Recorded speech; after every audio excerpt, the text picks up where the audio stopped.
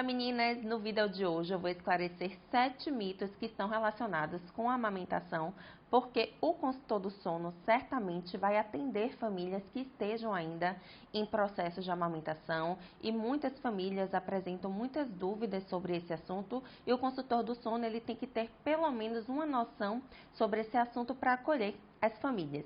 O primeiro questionamento é o seguinte: colocar cereal ou oferecer fórmula para o bebê vai fazer com que esse bebê durma a noite toda? Isso é mito. Por que que é mito? Não existe nenhum estudo que comprove que colocar cereal no leite do bebê ou oferecer fórmula para esse bebê vai fazer com que esse bebê durma a noite toda. Na verdade, os cereais mais utilizados, né, no caso, os farináceos, são à base de amido de milho ou de arroz, mas esses cereais, eles têm carboidrato na composição. Esse carboidrato, ele acaba deixando a criança mais propícia a desenvolver obesidade na infância e na vida adulta, porque existe açúcar na composição. Inclusive, esses farináceos não são indicados porque esses açúcares que contêm nessa composição, eles acabam bloqueando hormônios que são favoráveis ao sono. Então, inclusive, os pais devem evitar oferecer esse tipo de alimento nas horas que antecedem o sono. O segundo questionamento é o seguinte: dar de mamar no peito pode tornar o bebê dependente para dormir? Isso é mito, mas preste atenção na minha orientação. Amamentar para dormir é saudável, é importante para o vínculo afetivo entre mãe e bebê e não existe nada de errado nisso. É muito comum que o bebezinho mame e que acabe adormecendo durante as mamadas. Por que isso acontece? Quando o bebê está bem pequenininho, ele mama, enche a barriguinha e ele dorme. Muitas vezes ele solta a mama como um sinal mesmo de saciedade, porque ele gasta muita energia no momento em que ele está mamando. E existe também uma relação com a secreção de um hormônio gastrointestinal chamado de colecistoquinina. O que isso quer dizer? Que esse hormônio, ele acaba induzindo um efeito sedativo e muitas vezes o bebezinho, ele tá lá, né, com a barriguinha cheia, como eu já falei, e ele dorme. Existe algo de errado nisso? Não. Isso quer dizer que esse bebê ele vai se tornar dependente do peito pelo fato dele dormir no peito? Não. Mas o interessante é que os pais identifiquem os sinais de fome, porque cada bebê é único. Então, é interessante que os pais reconheçam se esse bebê de fato acordou por alguma necessidade e que tente acolher essa criança sem ser necessariamente com o peito. Por que que eu estou falando isso? Se todas as vezes que o bebê acordar, ele for acolhido com o peito, aí sim, o ato de mamar no peito para dormir pode se tornar uma associação de sono. Mas o fato de amamentar o bebê para ele se sentir confortável para adormecer não vai fazer com que esse bebê seja dependente para dormir. O terceiro questionamento é o seguinte: sempre que o bebê acorda de madrugada, ele está com fome? Isso é mito. Então, eu quero que você entenda mais ou menos como que isso funciona. Os pais, eles ficam inseguros, principalmente quando tem um bebê recém-nascido, quando tem um bebê de madrugada que chora e que não sabe dizer o motivo pelo qual está chorando. O que é que acontece? O recém-nascido, que é o bebezinho de 0 a 28 dias, ele não vai conseguir espaçar muito bem as mamadas. Então, é comum que esse bebê ele acorde em intervalos curtos de tempo, porque o estômago dele é muito pequeno. Então, como o estômago dele é pequeno, não comporta uma quantidade suficiente de leite para que ele consiga passar horas seguidas, né, sem mamar. Então, isso é muito comum quando o bebê é recém-nascido. Só que depois disso, muitos bebês acabam reproduzindo o mesmo comportamento de quando eles tinham enquanto recém-nascido. Então, a mãe, né, a família tem a ideia de que o bebê ele vai crescer e que ele vai conseguir espaçar naturalmente as mamadas. Na verdade, é para isso acontecer durante o crescimento e desenvolvimento dos bebês, mas isso nem sempre acontece. Eu atendo crianças de 1 ano, de 2 anos, que têm o mesmo padrão de sono de quando eram recém-nascidas, mas isso não quer dizer que esse bebê, que essa criança acorda pelo fato de ter fome. Então, a fome é um fator importante que causa sim despertares noturnos, mas os pais precisam observar as necessidades físicas e emocionais desse bebê.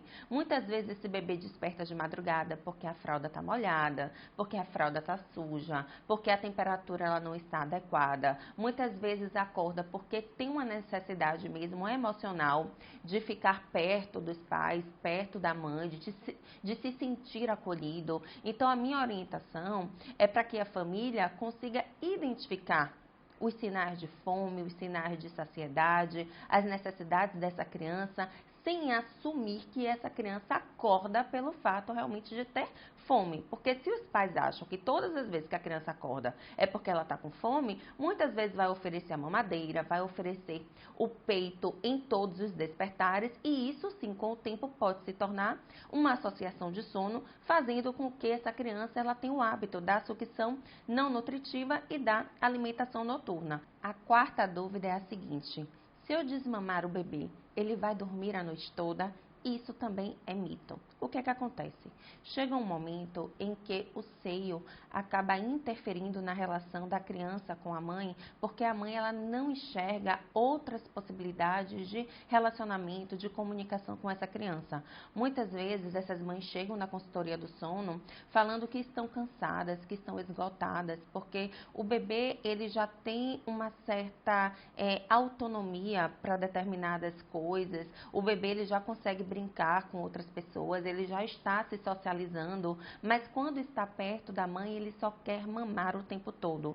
Então, muitas vezes, as mães elas chegam com essa queixa na consultoria do sono, e o consultor do sono ele precisa ter, né, essa escuta mesmo, qualificada, entender o que é que está se passando com essa família, para buscar alternativas de orientação sem prejudicar o vínculo afetivo entre mãe e bebê. Então, muitas vezes, como eu já falei, né, a mãe ela chega aborrecida, ela já está se sentindo desconfortável, porque ela não quer mais amamentar na rua. Muitas vezes o bebê ele já está com dentinho e já está mordendo a mama, então aquela situação ela já está desconfortável, e o bebê também acaba acordando muitas vezes de madrugada, solicitando a mama. Muitas vezes é uma criança que já tem, por exemplo, 2, 3 anos e que continua ainda com esse comportamento, e a mãe ela chega na consultoria do sono desesperada, querendo ajustar as questões do sono e querendo também resolver,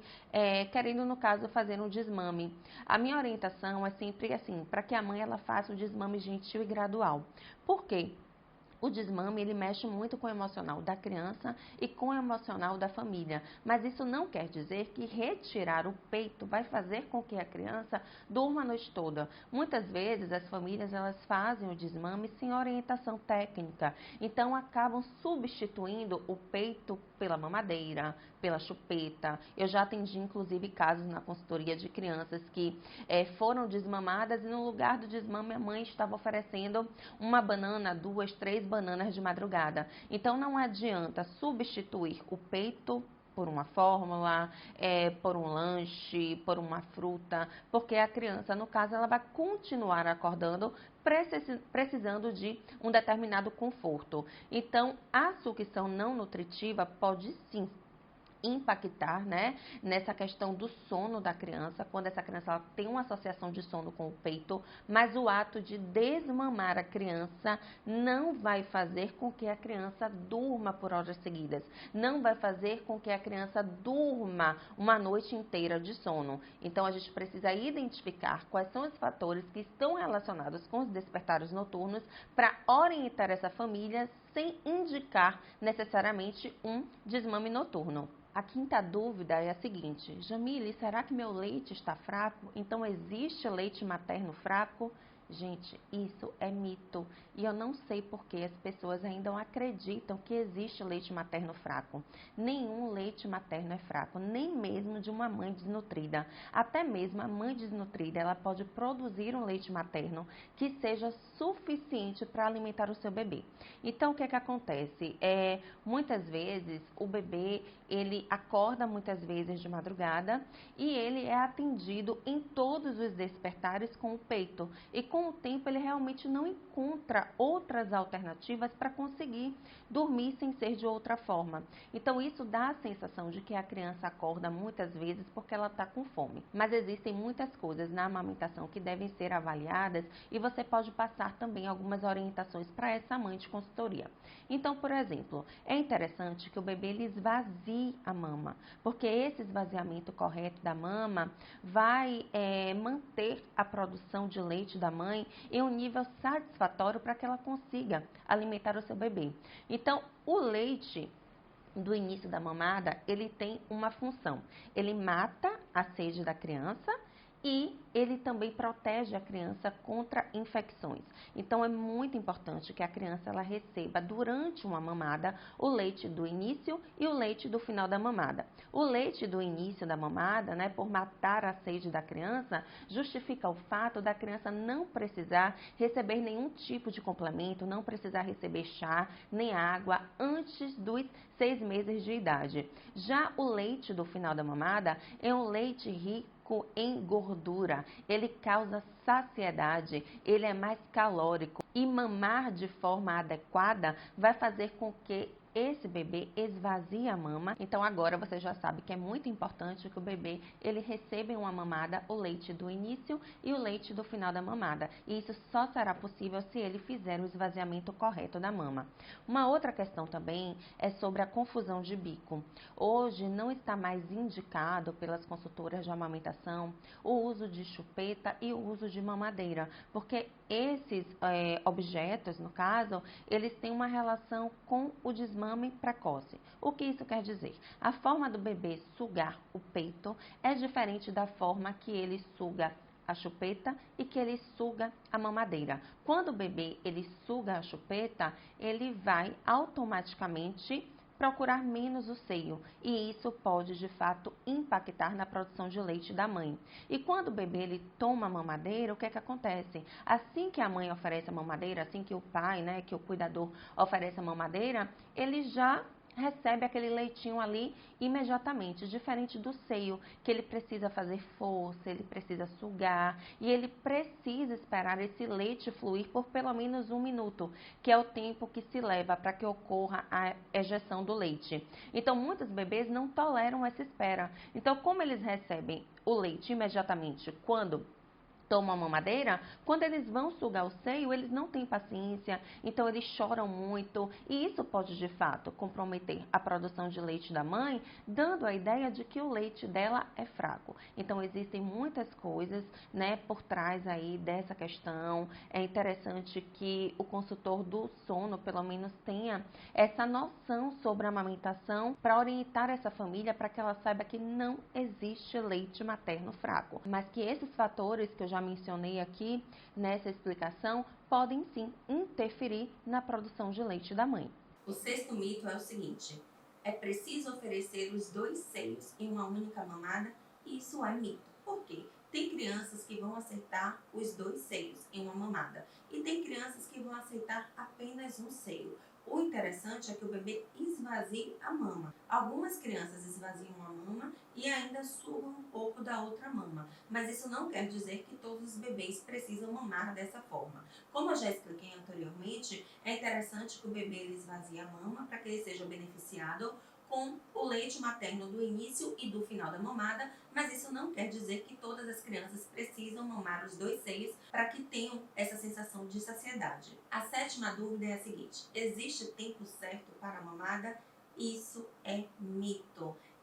Essa dúvida é muito comum. Muitas vezes as mães chegam na consultoria falando: Jamile, mas ele mamou 20 minutos, 30 minutos em cada peito, ou no outro dia ele só quis mamar 5 minutos. Então, assim, não existe tempo certo para mamada. Isso depende da dupla, né? Depende da mãe, do bebê, depende do tempo que esse bebê consegue abocanhar a auréola para esvaziar a mama, depende da quantidade de leite que essa criança ingeriu na última mamada, depende do volume de leite que tinha na mama dessa mãe. Então não existe um tempo, né, nem 5, nem 10, nem 15 minutos para que essa criança consiga esvaziar a mama. Então a demanda ela é livre, o tempo também é livre e a criança vai esvaziar a mama no tempo dela. Se esse vídeo fez sentido, foi esclarecedor para você, comente aqui nos comentários, ative as notificações para que você possa ficar ciente dos próximos vídeos e deixe suas sugestões nos comentários. Até a próxima!